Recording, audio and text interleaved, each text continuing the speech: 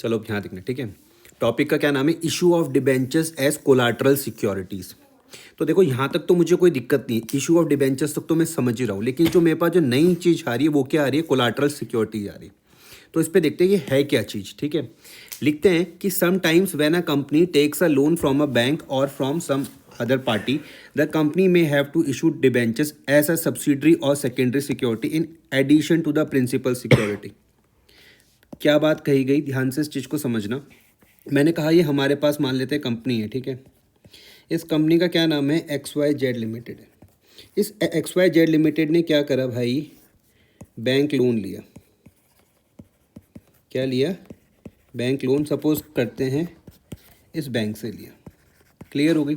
ये लोन लिया है मान लेते हैं 100 CR का, कोई दिक्कत तो नहीं है। अगर मैं एक सिंपल सी बात कहूँ कि जब आपको इस कंपनी के पॉइंट ऑफ व्यू से सोचना है, ठीक है, इस कंपनी के पॉइंट ऑफ व्यू से सोचना, इस कंपनी ने क्या करा, इस बैंक से क्या करा, लोन लिया। कितने का लोन लिया, 100 CR का, कोई दिक्कत तो नहीं है। इन्होंने सपोज करते हैं सिक्योरिटी रखी कोई, ये तो समझते हो ना आप। मान लेते हैं इन्होंने कोई लैंड सिक्योरिटी के तौर पर रख दिया। इतनी मेरी बात समझ में आ रही है या नहीं आ रही, इतनी तो समझ है कि हमें क्या, हमारी कंपनी को क्या मिला, बैंक लोन। कितने का मिला, 100 CR का। और हमारी कंपनी ने बैंक के पास क्या रखा भैया, सिक्योरिटी रखी। मान लेते हैं ज़मीन रख दी, सिक्योरिटी, लैंड। अच्छा, इस लैंड को मैं क्या नाम बोल रहा हूँ, इसको मैं बोल रहा हूँ प्रिंसिपल सिक्योरिटी। इतनी मेरी बात समझ में आ रही है या नहीं आ रही। प्रिंसिपल बोल लो चाहे प्राइमरी बोल लो, कोई दिक्कत तो नहीं। इसके साथ साथ, प्रिंसिपल के साथ साथ बैंक ने क्या करा है, एडिशनल सिक्योरिटी भी रखी हुई है। एडिशनल सिक्योरिटी भी रखी हुई। ध्यान से समझना, यहाँ तक मुझे कोई मतलब नहीं है। हमारी कहानी स्टार्ट कहाँ से हो रही, एडिशनल सिक्योरिटी से हो रही है। इस एडिशनल सिक्योरिटी में बैंक ने क्या इशू कर दिए, डिबेंचर्स इशू कर दिए। ये क्लियर हो रही बात। फिर से मैं बुक में आता हूँ, क्या लिखते हैं कि sometimes when a company takes loan from a bank और from some other party, the company may have to issue debentures as a subsidiary or secondary security in addition to the principal security। Clear हो रहा है। तो यहाँ पर principal security क्या है, बता सकते हो आपके पास यहाँ पर प्रिंसिपल सिक्योरिटी क्या है, बोलो। ये जो एग्जाम्पल दिया मैंने, यहाँ पर प्रिंसिपल सिक्योरिटी क्या है, 100 करोड़।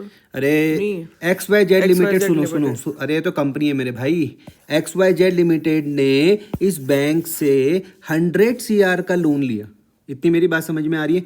जब ये लोन लिया तो भैया हमको क्या रखनी पड़ती है, सिक्योरिटी रखनी पड़ती है। इन्होंने सिक्योरिटी क्या रखी, लैंड रखी है। ये लैंड हमारे पास प्रिंसिपल सिक्योरिटीज है।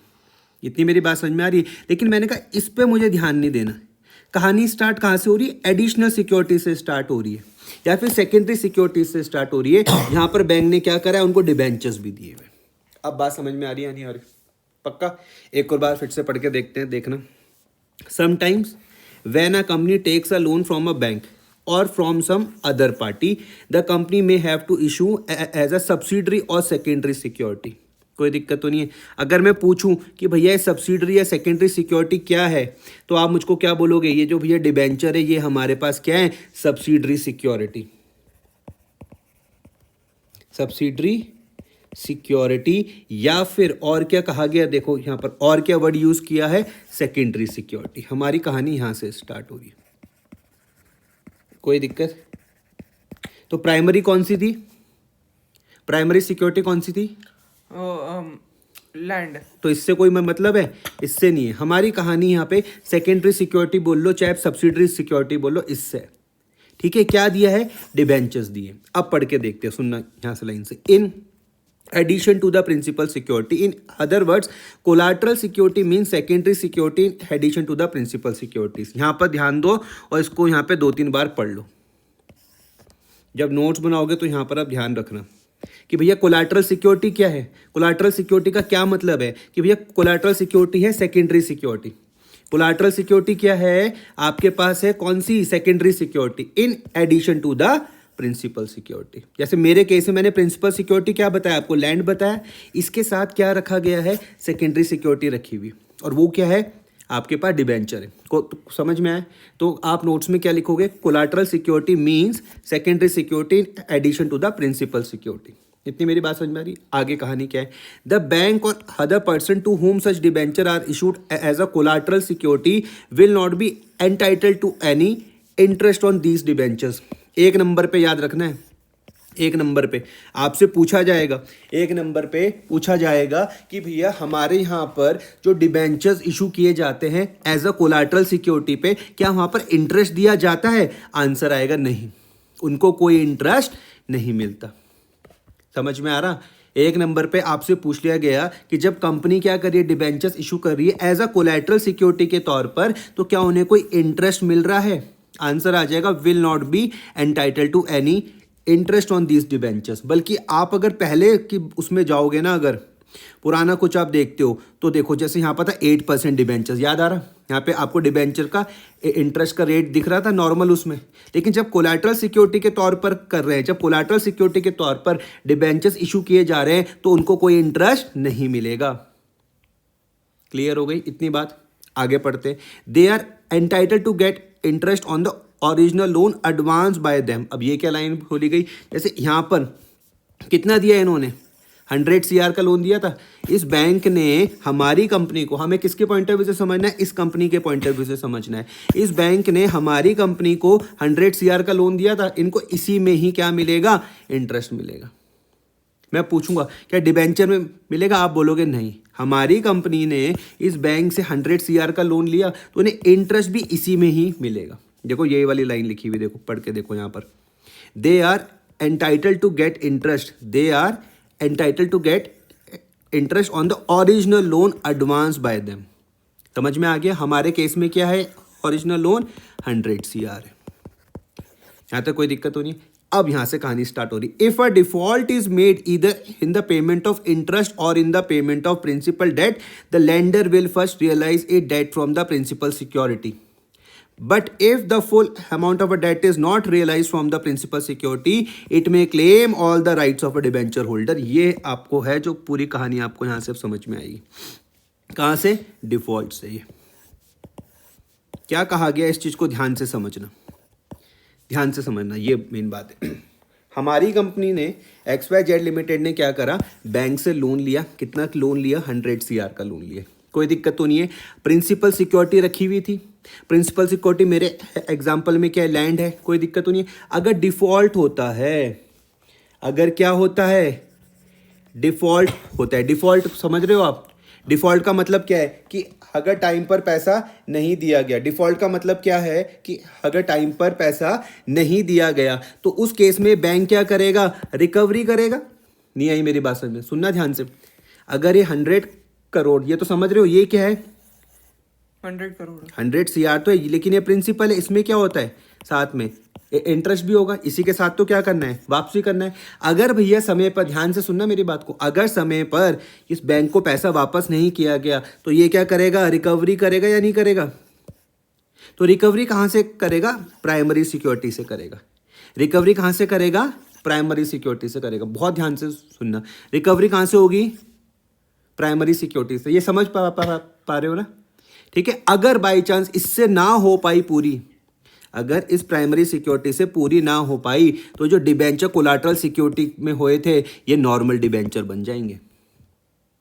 नॉर्मल डिबेंचर बनने का मतलब है कि अब बैंक के पास इस डिबेंचर के बिल्कुल नॉर्मल डिबेंचर वाले राइट आ जाएंगे। कब आएंगे?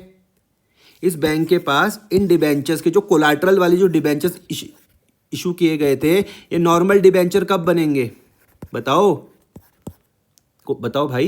ये जो डिबेंचर हैं, ये नॉर्मल डिबेंचर कब बनेंगे? फिर से सुनो ध्यान से। ये कंपनी है, कंपनी ने लोन लिया 100 CR का। अगर टाइम पर प्रिंसिपल प्लस इंटरेस्ट दे रही तो कोई दिक्कत की बात नहीं है, क्योंकि सिक्योरिटी रखी हुई थी। लेकिन अगर डिफॉल्ट हो जाता है, डिफॉल्ट मतलब कि अगर पैसा टाइम पर नहीं दिया गया, तो बैंक के पास राइट है कि वो क्या करेगा? रिकवरी करेगा।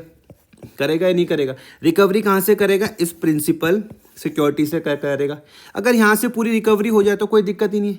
लेकिन इन केस मान लेते यहाँ से फुल रिकवरी नहीं हो पाई, इन केस यहाँ से अगर फुल रिकवरी नहीं हो पाई, तो जो कोलाटरल डिबेंचर दिख रहे हैं, ये किसकी तरह बन जाएंगे? नॉर्मल डिबेंचर की तरह बन जाएंगे। अब समझे या नहीं समझे?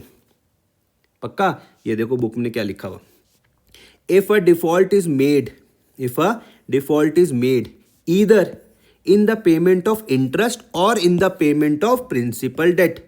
ध्यान से सुनना, if the default is made either in the principal of interest or in the payment of principal debt, the lender will first realize its debt from the principal securities.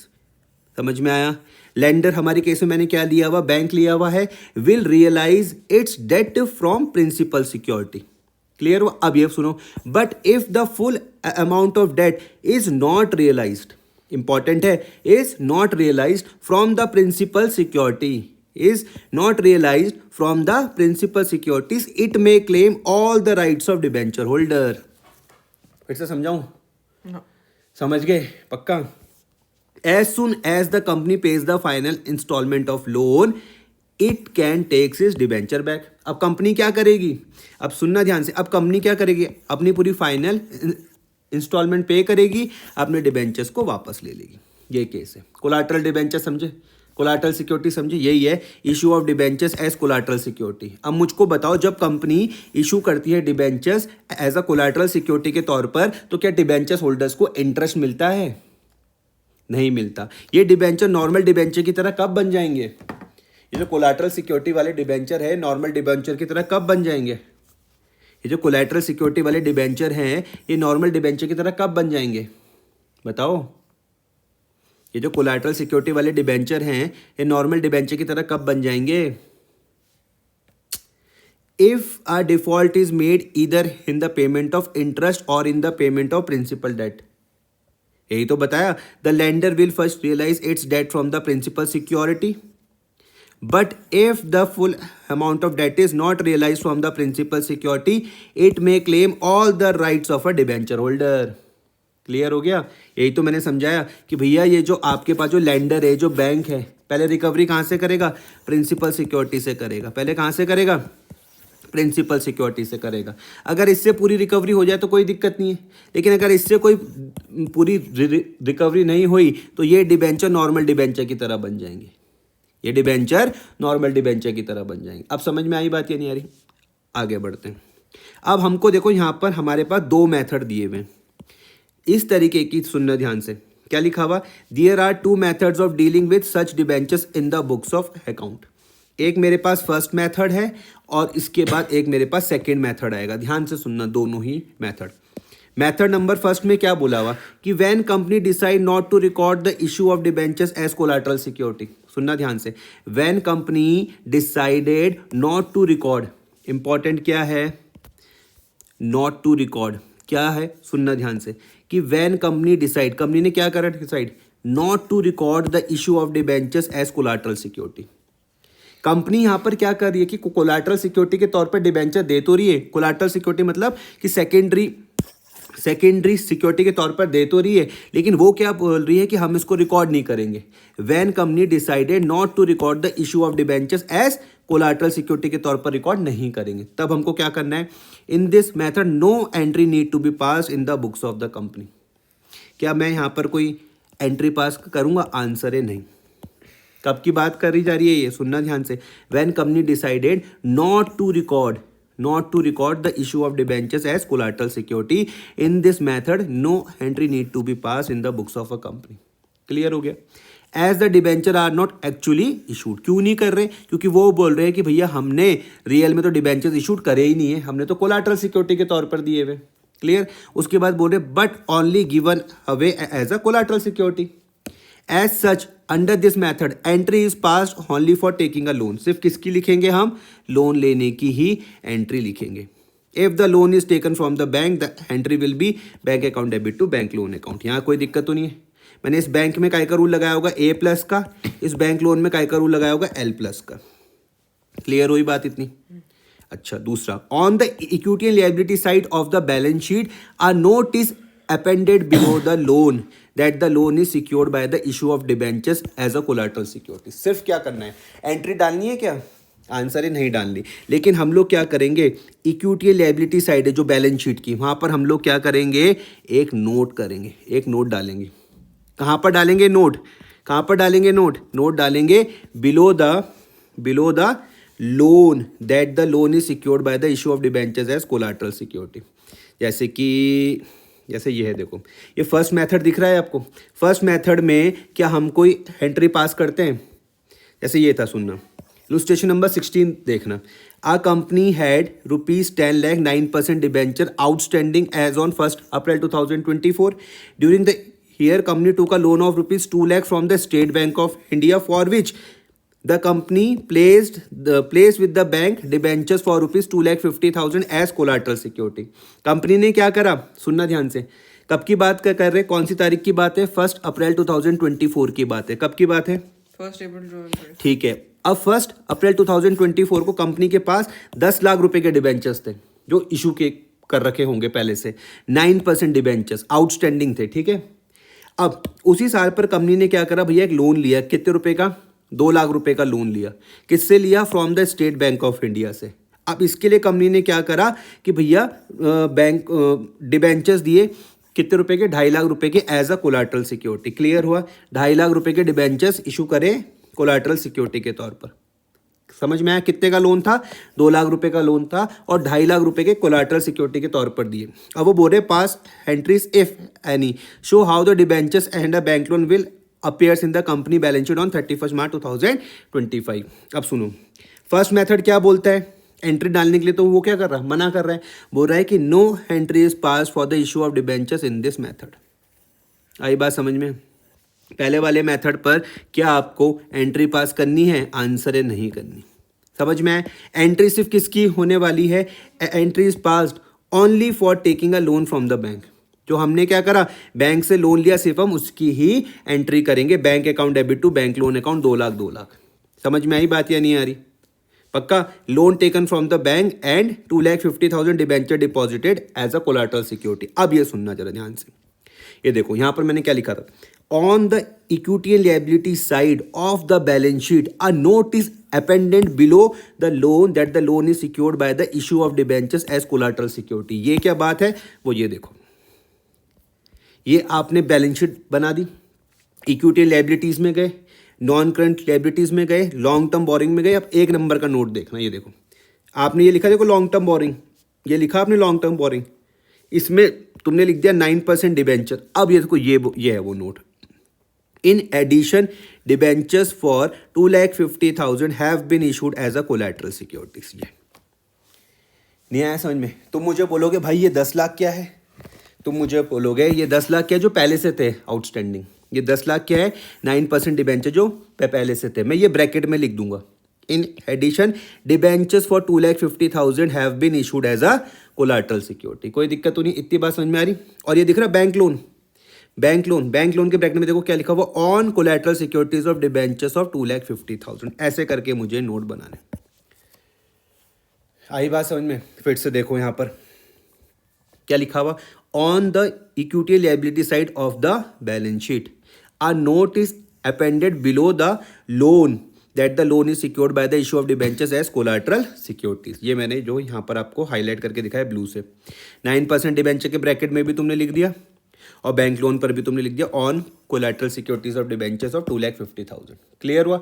ये कब है, ऐसा कब करना है, जब फर्स्ट मेथड रहेगा, जब कंपनी ने ये डिसाइड किया है कि हम इसको रिकॉर्ड नहीं करेंगे, not to record the issue of debentures as collateral securities. कोई दिक्कत तो नहीं है। अब पहले वाले केस में क्या आया, नॉट टू रिकॉर्ड, दूसरे वाले में क्या आ जाएगा देखना, दूसरा वाला मेथड देखो कि when company decided to record, अब कंपनी क्या कर रही है, रिकॉर्ड करने के बारे में बात कर रही है, the issue of debentures as collateral securities. Method बड़े ही सिंपल है। मैं तुमसे पूछूंगा कि भैया 2 मेथड क्या है, तुम बोलोगे भाई एक में रिकॉर्ड करते हैं, एक में रिकॉर्ड नहीं करते, बस सिंपल है। एक में रिकॉर्ड करते हैं, एक में रिकॉर्ड नहीं करते। तो सेकंड वाला मेथड क्या बोल रहा है, when company decided to record the issue of debentures as collateral securities. अब इसमें देखो क्या है, in this method the entry for issuing debentures as collateral security is also recorded with the entry for taking loan. पहले वाले में देखो सिर्फ लोन की थी ना एंट्री, पहले वाले में सिर्फ लोन की थी। इस बार देखो लोन की तो है ही, ये देखो bank account debit to bank loan तो है ही, लेकिन उसके साथ साथ डिबेंचर्स की भी है, on issuing debentures as collateral securities. और एक नई चीज क्या आ जाएगी, वो आ जाएगा debenture suspense DR to debenture account. ये सेकंड वाला मेथड समझे, सेकंड वाला तो ऑल बहुत ज़्यादा सिंपल है।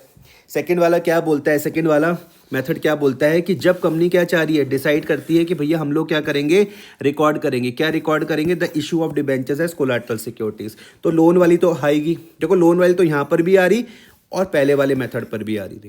लेकिन जो दूसरे वाले मेथड पर है वहाँ पर हम लोग क्या कर रहे हैं, डिबेंचर्स इशू करने की भी एंट्री डाल रहे हैं एज अ कोलैटरल सिक्योरिटी। बड़ी सिंपल है, debenture suspense DR2 debenture. Clear हुआ? In the balance sheet, debenture suspense account will be shown as a deduction from the debenture account on the equity and liability side. अब ये जो debenture suspense दिख रहा है तुमको, ये डिबेंचर सस्पेंस दिख रहा है, ये तुमको कैसे दिखाना है? डिडक्शन के तौर पर दिखाना है। कहाँ से दिखाओगे? डिबेंचर अकाउंट से, इक्विटी एंड लिएबिलिटी साइड में। As and when the loan is repaid both the entries passed above are reversed. जैसे तुम क्या कर दोगे, इस लोन को पे कर दोगे, जैसे तुम ये लोन को पे कर दो तो ये भी उल्टी हो जाएगी। ये क्या हो जाएगी?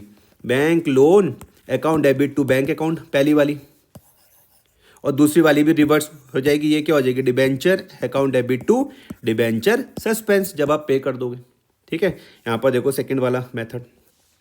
सेकंड वाले मेथड पर हम लोग दोनों डालेंगे। देखो लोन लेने की भी है, हमने 2 लाख का लोन लिया था, और 2.5 लाख के हमने क्या कहते हैं, डिबेंचर्स इशू करे थे, उसकी भी है। समझ में आया? डिबेंचर सस्पेंड DR2 9% डिबेंचर, बहुत सिंपल टॉपिक है। Issue of 2.5 lakh debentures as collateral security to secure a loan of 2 lakh from the bank. Simple है। और बैलेंस शीट में देख लो, इक्विटी लायबिलिटी समझ रहे हो, नॉन करंट लायबिलिटी समझ रहे हो। लॉन्ग टर्म बोरिंग में 1 नंबर के नोट पर जाओ, लॉन्ग टर्म बोरिंग में 1 नंबर के नोट पर जाओ। तो यहाँ पर क्या है सुनना, देखो लॉन्ग टर्म बोरिंग समझो, 9% डिबेंचर समझ रहे आप, 12,50,000 रुपये के। इसको देखो मैं तुमको तोड़ के दिखाऊं, ये 12,50,000 को इस तरीके के देखो कि 10 लाख के तो पहले से थे। नहीं आया समझ में? क्वेश्चन देखो ना, ये वाला, ये रहा, ये a company had 10 lakh 9% debenture outstanding as on 1 April 2024। 10 lakh के तो पहले से थे, और कितने के कर रहे, और 2.5 लाख रुपए के और करे, इशू करे। तो टोटल कितने हो गए? 12.5 लाख। अब समझे ये 12.5 लाख कहाँ से आया, वो समझ पाए? उसमें से मैं क्या कर दूंगा, डिबेंचर सस्पेंस वाले को क्या कर दूंगा, माइनस कर दूंगा। तो घूम फिर के फिर वही 10 लाख आ गए। 9% डिबेंचर आप समझ गए, 12.5 लाख रुपए। लेस क्या कर दूंगा, डिबेंचर सस्पेंस अकाउंट। लेस क्या कर दूंगा, डिबेंचर सस्पेंस अकाउंट 2.5 लाख रुपए, और यहाँ पे क्या आ जाएगा, 10 लाख रुपए। और जो बैंक लोन लिया था, बैंक लोन के ब्रैकेट में तुमने वही लिखा हुआ, on collateral securities of debentures of 2,50,000, 2 lakh रुपए। पूरा समझ में आया? पक्का? करो फिर इतना।